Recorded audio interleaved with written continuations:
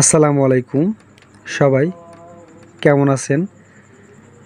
আশা করি আল্লাহর রহমতে অনেক ভালো আছেন। এই মুহূর্তে আমার সামনে কিন্তু একটা চার্জার আপনারা দেখতে পারতেছেন। আসলেও মূলত চার্জারটা ঠিক আছে, কিন্তু চার্জারটার সমস্যা হলো চার্জার আলা আমাকে যেভাবে বললো আমি সেভাবে বুঝলাম আর কি। বলল ভাই চার্জারটা অতিরিক্ত গরম হয়ে যায় ভাই। আসলেও চার্জার অতিরিক্ত গরম হওয়ার দুইটা কারণ থাকে। সেটা হলো যদি কোনো ক্ষেত্রে এই ডিসি আউটপুট ডিসি যে ক্যাপাসিটার থাকে 63 ভোল্ট 470 এমবি যে ক্যাপাসিটারগুলো থাকে, এইগুলো যদি কোনো ক্ষেত্রে আধা শর্ট হয়ে যায় সেই ক্ষেত্রে চার্জার একটু বেশি গরম হয়। এবং দ্বিতীয়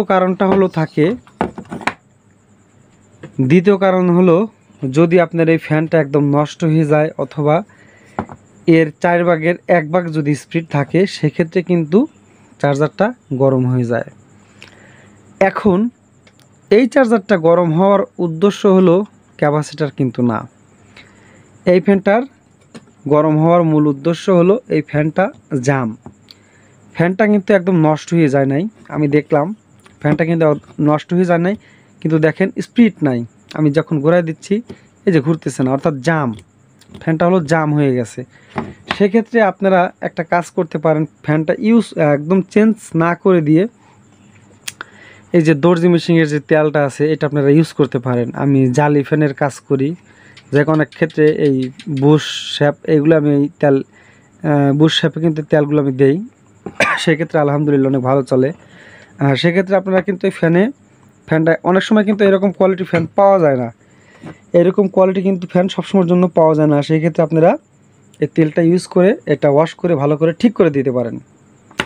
তো যাই হোক, এটা একটা সামথিং বিষয়, এগুলো বিষয় আপনারা সবাই জানেন। তো এখন মূল যে কথাটা বলবো আর যে কথাটা আমি বোঝাবো আপনাদেরকে অবশ্যই ধৈর্য সহকারে দেখবেন। তো যাই হোক, মূল কাজে আমরা যাওয়ার আগে একটা কথা বলি, সেটা হলো অনেক ভাইরাই কিন্তু আমাকে কমেন্ট করে বলে ভাই আমার চার্জের ভোল্ট ঠিক আছে, প্লাস ভাই চার্জের আলো ঠিক আছে, কিন্তু বড় ভাই চার্জ নেয় না কেন? তো দেখেন, আপনার চার্জের ভোল্টও ঠিক আছে, প্লাস অটো আইসিও আপনি 2-3 বার করে চেঞ্জ করছেন কিন্তু চার্জ নেয় না। কিন্তু একটা জিনিস কিন্তু অনেক ভাইরাই লক্ষ্য করে না, সেটা হলো চার্জ নিচ্ছে না ঠিক আছে, কিন্তু চার্জ শুধু যে অটো আইসির জন্যই যে নেওয়া বাদ হয়, এটা কিন্তু একটা ভুল ধারণা। অটো আইসিতে কিছু সিগন্যাল আছে, সেইগুলো যদি সঠিকভাবে না পায় সেক্ষেত্রে কিন্তু চার্জ নিবে না, সেগুলো কিন্তু আমাদের খেয়াল রাখতে হবে।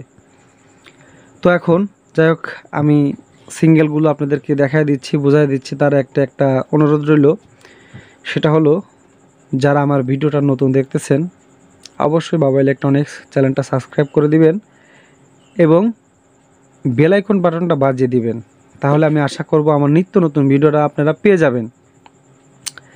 আর লাইক কিন্তু করতে ভুলবেন না। লাইক করার পরে আরেকটা অনুরোধ রইল, সেটা হলো আমার কমেন্ট বক্সে আপনারা জানিয়ে দিবেন ভিডিওটা কীরকম হয়েছে অথবা আপনারা কি ধরনের ভিডিও চান। তো কমেন্ট করার পরে দেখবেন আমি কমেন্ট বক্সে একটা আপনাদেরকে আজকে লিঙ্ক দিয়ে দিচ্ছি এই ভিডিওর কমেন্টে দেখবেন, যারাই আমার এই ভিডিওটা দেখতেছেন এবং দেখবেন, এই ভিডিওর কমেন্ট বক্সে আমি একটা লিঙ্ক দিয়ে দিব আমার ফেসবুক পেজের, চাঁদের আলো ভুল বললাম, আমার স্বপ্ন একটা ফেসবুক পেজ আমি খুলেছি।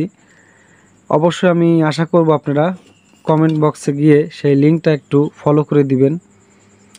আমাদের গ্রাম অঞ্চলের কিছু সুন্দর সুন্দর ভিডিও আছে, দেখ অনেক কিছুই আছে আর কি। আপনারা হয়তো আমার ফেসবুক পেজটা ফলো করে দিলে আমি হয়তো আমার ফেসবুক পেজটা রান করতে পারবো, আর আপনারা যদি হেল্প না করেন তাহলে কিন্তু সম্ভব না। তো যাই হোক, সবাই অবশ্যই আপনারা বুঝতে পারছেন। আমি আশা করব অবশ্যই আপনারা আমাকে সবাই আমার ফেসবুক পেজটা তুলে দেওয়ার জন্য সবাই আমাকে হেল্প করবেন। তো যাই হোক, মূলত যে সমস্যাটার কথা বলতে রয়েছিলাম আমরা চার্জারের, এই চার্জারটার আমাদের যে সিগন্যাল ভোল্টগুলো আছে সেইগুলো কিন্তু আমরা অনেকজন বুঝি না। একটা অটো আইসিতে অনেকেই কিন্তু আমরা জানি না কত ভোল্ট ইনপুট হয়, কত ভোল্ট আউটপুট হয়, ইন্ডিকেটরে কত ভোল্ট যায়, অথবা সিগন্যালে কোথা থেকে কোথায় আমাদের একটা সিগন্যালে একটা হালকা একটা বোল্ট আসে, সেটা কিন্তু আমরা অনেকজনেই এগুলো ফলো করি না। আমরা শুধু কি করি, যখন চার্জ নেয় না আদার সাইডে দেখি, অথবা পাওয়ার ঠিক আছে, চার্জের দুইটা ইন্ডিকেটরও ঠিক আছে। যেমন আমি আপনাদেরকে দেখাই, এই ধরেন আমাদের চার্জের বাতি জ্বলতেছে, আমরা কি করতে পারি দেখেন, হয়তো আমরা অনুমানিক আইডিয়ার পর কি করি, এই কর্ডটা ফলো করে ভোল্ট মাপ দিয়ে ভোল্ট যদি ঠিক পাই তাহলে ভাবে কর্ড ঠিক আছে। দ্বিতীয়ত যখন কর্ড ঠিক আছে, চার্জ নিচ্ছে না, তাহলে কি করব আমরা, তারপর আমরা কি করি, ডাইরেক্ট 358 অটো আইসিটা আমরা চেঞ্জ করে ফেলে দেওয়ার পরে আমাদের চার্জ নেয় না। তখন হয়তো আমরা ভাবি আমার যেহেতু আমি আইসি চেঞ্জ করলাম, হয়তো আমার নতুন আইসিটা ডিস্টার্ব আছে। কি করি, আবারও আইসিটা আমরা চেঞ্জ করি, আবারও নেয় না। এরকম আবার চেঞ্জ করি, আবার নেয় না। তখন একটা ভিভি চক্করে পড়ে যাই। ভিভি চক্করে পড়ার পরে আমরা ইউটিউব চ্যানেলে দেখি, দেখা গেল কোনো সমাধান পাই না অনেক সময়, আবার অনেক সময় পেয়ে যাই। দেখেন, এইরকমভাবে কিন্তু কাজে এগিয়ে যাওয়া সম্ভব না। আপনারা যেইখানেই কাজ শেখেন আর যত বড় ভালো ভালো ইউটিউব চ্যানেলের ভিডিওই দেখেন, আপনি যদি নিজ বুদ্ধি থেকে কিছু চেষ্টা না করেন, দেখেন এটা কিন্তু সম্ভব না। আজকে এই ভিডিওর মাধ্যমে আমি আপনাদেরকে অনেক কিছু বোঝায় দেখাই দিচ্ছি, আপনারা ইচ্ছা করলে নিজে নিজে একটু ট্রাই করে দেখবেন এগুলা সঠিক না নন সঠিক। দেখেন, এইখানে কিন্তু মাইনাস প্লাস দুইটা তার আছে। আসলেও আর একটা কথা বলে নিচ্ছি, আমি কিন্তু ভিডিও একা করি, সেক্ষেত্রে ভিডিওর মানগুলো ভালো করতে পারি না। আসলে দেখেন, একা একা ভিডিও করা যায় না। যখন আমি দেখাইতে চাই এক জায়গায়, ওইভাবে কিন্তু ভিডিও একজন দেখাইলে কিন্তু ভালো দেখানো যায়, কিন্তু সেই ক্ষেত্রে আমি একা একা আপনাদেরকে ভালো করে বুঝাইতে পারি না। তো যাই হোক, আপনারা কষ্ট করে অবশ্যই দেখবেন, আমি আশা করবো অবশ্যই কষ্ট করে আপনারা দেখবেন। একটা জিনিস লক্ষ্য রাখবেন, আমাদের যে নীল তার আর লাল তারটা দেখতেছি, এই তারের মাঝে কিন্তু দেখেন, এই নীল তারটা হবে আমাদের হলো প্লাস, অর্থাৎ লাল তার। এই নীলটা হলো লাল তার, এই লালটা হলো কালো তার। তো দেখেন, এই দুইটা তারের থেকে কিন্তু একটা সিগন্যাল যায়। যেমন এই যে প্লাস থেকে কিন্তু দেখেন, এই প্লাস থেকে কিন্তু এই যে এখান থেকে একটা দুইটা রেজিস্ট্যান্স মাধ্যমে কিন্তু এই যে একটা সিগন্যাল চলে গেছে এখানে কিন্তু এই যে প্লাস লাইন থেকে কিন্তু একটা সিগন্যাল চলে গেছে। এই যে দেখেন, এখান থেকে কিন্তু এই যে সিগন্যাল চলে গেছে। আমি আপনাদেরকে সুন্দর করে দেখাচ্ছি। এই হলো আমার প্লাস থেকে কিন্তু এইখানে একটা ব্যাটারি ভোল্ট এসে কিন্তু এই যে দেখেন, এই যে দুইটা ইন্ডিকেটর সংযোগ হয়েছে, সংযোগ হওয়ার পরে কিন্তু এই যে আমাদের লাইট আইসিতে সংযোগ হয়েছে। শুধু কিন্তু লাইট আইসিতে সংযোগ হয় নাই, এইখান থেকে কিন্তু এই যে পার্কিং হয়ে কিন্তু এই যে আমার 358 আইসিতেও কিন্তু সংযোগ হয়েছে। যে 358 আইসিতেও কিন্তু সংযোগ হয়েছে। এটা হলো আমার লাইট আইসি, এটা হলো আমার দেখেন অটো আইসি। তো এইটা হলো লাইট আইসি হবে, আর লাইট আইসি হবে, এটা হলো অটো আইসি হবে। অনেক ক্ষেত্রে আগের যে সার্কিটগুলো আছে, ওই সার্কিটে কিন্তু শুধু 358 আইসি দেওয়া আছে, এক্সট্রা কোনো আইসি দেওয়া নাই। তো এইখানে দেখেন আবার আর একটা কাজ করছে, সেটা হলো মাইনাস থেকে কিন্তু একটা বোল্ট এখানে চলে আসছে। দেখেন, এই যে মাইনাসের এই বোল্ট কিন্তু এই যে এইখান দিয়ে দেখেন, এই যে সুন্দর করে কিন্তু এইখান দিয়ে আসে, এই যে এইখান দিয়ে দেখেন, এই যে ঠিক এইভাবে কিন্তু এই যে এখানে চলে আসছে। এখানে চলে আসার পর কিন্তু দুইটা রেজিস্ট্যান্স দ্বারা 358 পিনে কিন্তু সংযোগ হয়েছে।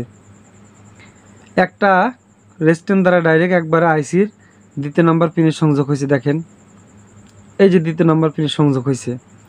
আর একটা কিন্তু রেজিস্ট্যান্স দিয়ে পার্কিং হয়ে একদম আইসির নিচ দিয়ে গিয়ে কিন্তু এই যে দেখেন, এই দিয়ে আবার আইসির আর এক পিনে সংযোগ হয়েছে।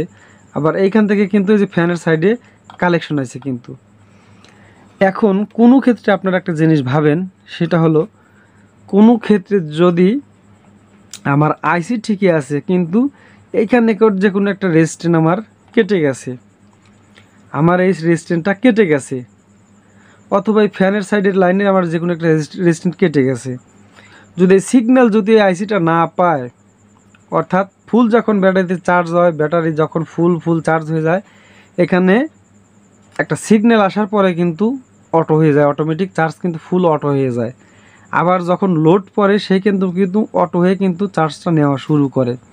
এখন আপনার হয়তো চার্জ নিচ্ছে না, অথচ একটা সিগন্যাল কেটে রয়েছে, সে সিগন্যালটা আপনি বুঝলেন না, না বোঝার কারণে শুধু আপনি কি করলেন, 358 আইসি খালি চেঞ্জ করে দিলেন, অথবা আপনি কট চেঞ্জ করলেন, অথবা ডায়োড চেঞ্জ করলেন, কিন্তু এটাতে কিন্তু কোনোই সমাধান আসবে না। তাহলে আপনাদের এইরকমভাবে part to part section by section কিন্তু কাজ শিখতে হবে। অনেক ভাইরাই আমাকে বলে, ভাই আপনি তো নিজেও কাজ শিখান না, তাহলে আমাদের একটা রাস্তা দেখায় দেন, আমরা কোন জায়গায় যা কাজ শিখবো। তো আমি অবশ্যই আপনাদের জন্য দোয়া করি, আপনারা যেখানে কাজ শেখেন ভালো জায়গায় কাজ শেখেন, আপনাদের যে টাকাটা দিয়ে কাজ শিখবেন যাতে আপনাদের টাকাটা উসুল হয়। দেখেন, কাজের যদি সেকশন বাই সেকশন যদি কাজ না বোঝা যায়, তাহলে সারা জীবন কিন্তু উল্টাপাল্টা পার্ট চেঞ্জ করে কাজ হয় না ভাই। অনেকেই আছে দেখেন, কাজ আসলে সবার হাতেই ওঠে। এখন হয়তো আমার এই কথাগুলো অনেকজনের কাছে ভালো লাগতে পারে, অনেকজনের কাছে খারাপও লাগতে পারে, তারপরেও কথাগুলো বলি শুধু আপনাদের জন্যই। হয়তো আমি যেটুকু বুঝি পারি জানি, হয়তো আপনাদের সবার সাথে আমি জুনিয়র ছোট, আমি সবসময়ের জন্য চাই নিজেই সবার কাছে ছোট হয়ে থাকার।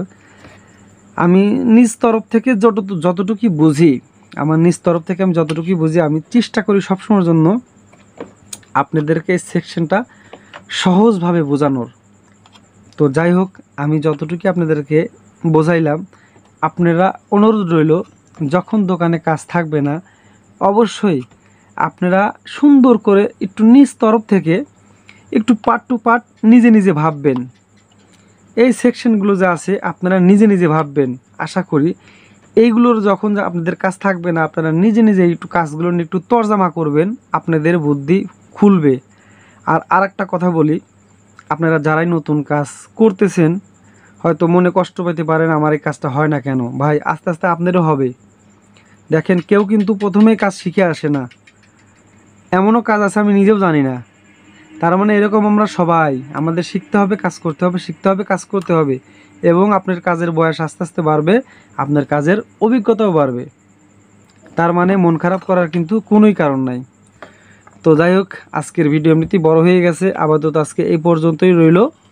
আমি আবারও সামনের ভিডিওতে আপনাদেরকে সেকশন বাই সেকশন মেপে কাজ বোঝায় দিব।